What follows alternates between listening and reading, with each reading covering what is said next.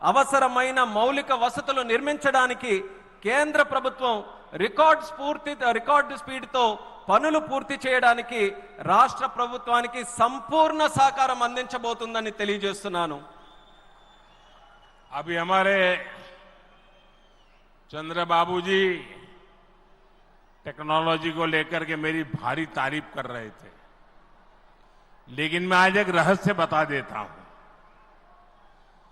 जब मैं गुजरात में नया मुख्यमंत्री बना तो मैं बाबू हैदराबाद में बैठ करके किस किस प्रकार के इनिशिएटिव ले रहे हैं उसका बड़ा बारीकी से अध्ययन करता था और मैं उसमें से बहुत कुछ सीखता था और उसे आज मुझे लागू करने का अवसर मिला है।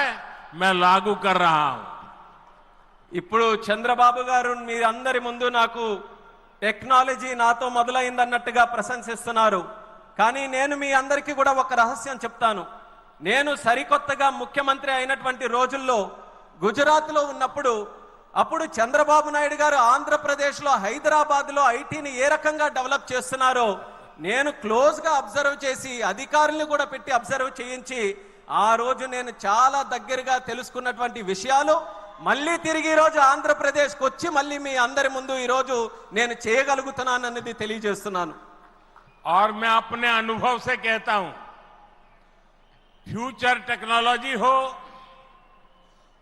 बहुत बड़े स्केल पर काम करना हो और जल्दी से इसे जमीन पर उतारना हो तो वो काम चंद्रबाबू उत्तम से उत्तम तरीके से कर सकते हैं।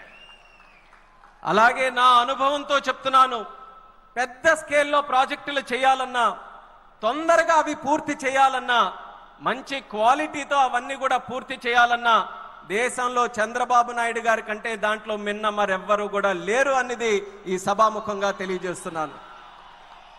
साथियों,